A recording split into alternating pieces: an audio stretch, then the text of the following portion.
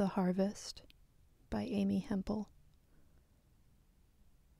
The year I began to say vase instead of vase, a man I barely knew nearly accidentally killed me. The man was not hurt when the other car hit ours. The man I had known for 1 week held me in the street in a way that meant I couldn't see my legs. I remember knowing that I shouldn't look, and knowing that I would look if it wasn't that I couldn't. My blood was on the front of this man's clothes. He said, "You'll be okay, but the sweater is ruined." I screamed from the fear of pain, but I did not feel any pain. In the hospital after injections, I knew there was pain in the room. I just didn't know whose pain it was. What happened to one of my legs required 400 stitches, which, when I told it, became 500 stitches, because nothing is ever quite as bad as it could be. The 5 days they didn't know if they could save my leg or not, I stretched to 10. The lawyer was the one who used the word, but I won't get around to that until a couple of paragraphs. We were having the looks discussion. How important are they? Crucial is what I had said. I think looks are crucial. But this guy was a lawyer. He sat in an aqua vinyl chair drawn up to my bed. What he meant by looks was how much my loss of them was worth in a court of law.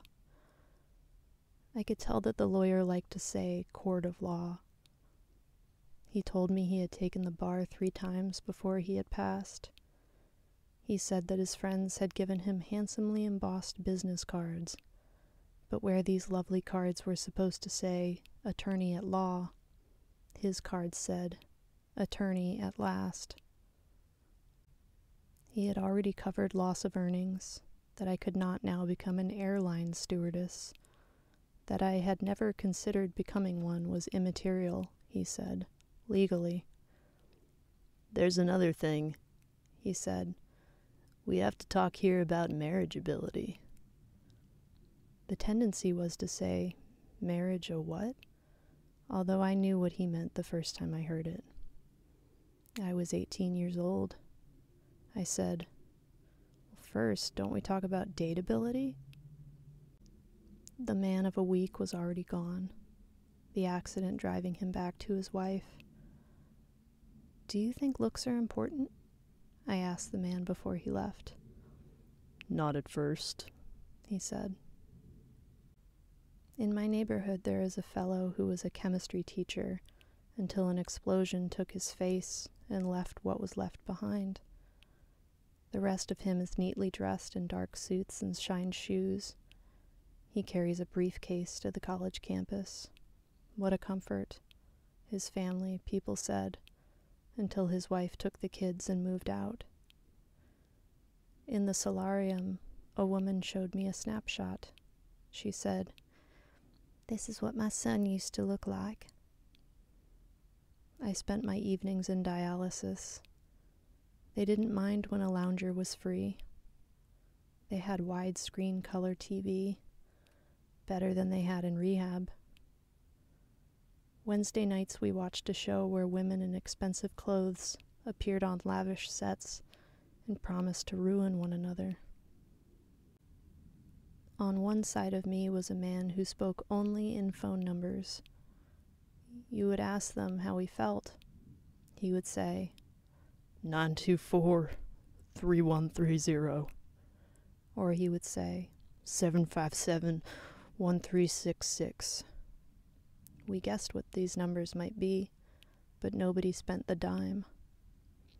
There was sometimes, on the other side of me, a 12-year-old boy. His lashes were thick and dark from blood pressure medication. He was next on the transplant list, as soon as the word they used was harvest, as soon as a kidney was harvested. The boy's mother prayed for drunk drivers. I prayed for men who were not discriminating. Aren't we all, I thought, somebody's harvest? The hour would end, and a floor nurse would wheel me back to my room. She would say, "Why watch that trash? Why not just ask me how my day went?" I spent 15 minutes before going to bed squeezing rubber grips. One of the medications was making my fingers stiffen. The doctor said he'd give it to me till I couldn't button my blouse, a figure of speech to someone in a cotton gown. The lawyer said, "Charitable works." He opened his shirt and showed me where an acupuncture person had dabbed at his chest with cola syrup, sunk 4 needles, and told him that the real cure was charitable works. I said, "Cure for what?" The lawyer said, "Immaterial." As soon as I knew that I would be all right, I was sure that I was dead and didn't know it. I moved through the days like a severed head that finishes a sentence. I waited for the moment that would snap me out of my seeming life. The accident happened at sunset, so that is when I feel this way the most. The man I had met the week before was driving me to dinner when it happened. The place was at the beach, a beach on a bay that you can look across and see the city lights, a place where you can see everything without having to listen to any of it. A long time later, I went to that beach myself. I drove the car. It was the first good beach day. I wore shorts. At the edge of the sand, I unwound the elastic bandage and waded into the surf. A boy in a wetsuit looked at my leg. He asked me if a shark had done it. There were sightings of great whites along that part of the coast. I said that yes, a shark had done it. "Are you going back in?" the boy asked, and I said, "And I'm going back in." I leave a lot out when I tell the truth. The same when I write a story. I'm going to start now to tell you what I have left out of the harvest, and maybe begin to wonder why I had to leave it out. There was no other car. There was only the one car, the one that hit me when I was on the back of the man's motorcycle. But think of the awkward syllables when you have to say motorcycle. The driver of the car was a newspaper reporter. He worked for a local paper. He was young, a recent graduate, and he was on his way to a labor meeting to cover a threatened strike. When I say I was then a journalism student, it is something you might not have accepted in The Harvest. In the years that followed, I watched for the reporter's byline. He broke the People's Temple story that resulted in Jim Jones' flight to Guyana. Then he covered Jonestown. In the city room of the San Francisco Chronicle, as the death toll climbed to 900, the numbers were posted like donations on pledge night. Somewhere in the hundreds, a sign was fixed to the wall that said, "Juan Corona, eat your heart out." In the emergency room, what happened to one of my legs required not 400 stitches, but just over 300 stitches. I exaggerated even before I began to exaggerate, because it's true. Nothing is ever quite as bad as it could be. My lawyer was no attorney at last. He was a partner in one of the city's oldest firms. He would never have opened his shirt to reveal the site of acupuncture, which is something that he would never have had. Marriageability was the original title of The Harvest. The damage to my leg was considered cosmetic, although I am still, 15 years later, unable to kneel. In an out-of-court settlement the night before the trial, I was awarded nearly $100,000. The reporter's car insurance went up $12.43 per month.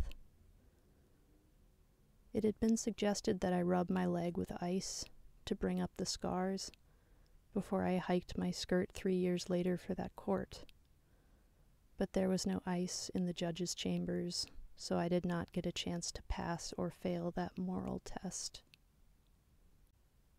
The man of the week, whose motorcycle it was not a married man. But when you thought he had a wife, wasn't I liable to do anything? And didn't I have it coming?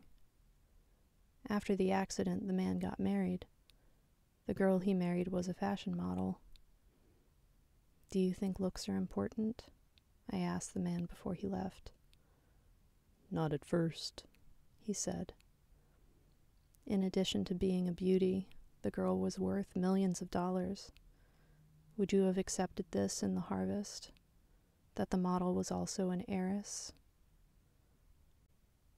It is true we were headed for dinner when it happened, but the place where you can see everything without having to listen to any of it was not a beach on a bay. It was the top of Mount Tamalpais. We had the dinner with us as we headed up the twisting mountain road. This is the version that has room for perfect irony, so you won't mind when I say that for the next several months, from my hospital bed, I had a dead-on spectacular view of that very mountain. I would have written this next part into the story if anybody would have believed it, but who would have? I was there, and I didn't believe it. On the day of my third operation, there was an attempted breakout at the Maximum Security Adjustment Center, adjacent to death row at San Quentin Prison. Soledad brother George Jackson, a 29-year-old black man, pulled out a smuggled .38 caliber pistol, yelled, "This is it!" and opened fire. Jackson was killed. So were 3 guards and 2 tier tenders, inmates who bring other prisoners their meals. 3 other guards were stabbed in the neck. The prison is a 5-minute drive from Marin General, so that is where the injured guards were taken. The people who brought them were 3 kinds of police, including California Highway Patrol and Marin County Sheriff's deputies, heavily armed. Police were stationed on the roof of the hospital with rifles. They were posted in the hallways, waving patients and visitors back into their rooms. When I was wheeled out of recovery later that day, bandaged waist to ankle, 3 officers and an armed sheriff frisked me. On the news that night, there was footage of the riot. They showed my surgeon talking to reporters, indicating with a finger to his throat how he had saved one of the guards by sewing up a slice from ear to ear. I watched this on television, and because it was my doctor, and because hospital patients are self-absorbed, and because I was drugged, I thought the surgeon was talking about me. I thought that he was saying, "Well, she's dead. I'm announcing it to her in bed." The psychiatrist I saw at the surgeon's referral said that the feeling was a common one. She said that victims of trauma who have not yet assimilated the trauma often believe they are dead and do not know it. The great white sharks in the waters near my home attack 1 to 7 people a year. Their primary victim is the abalone diver.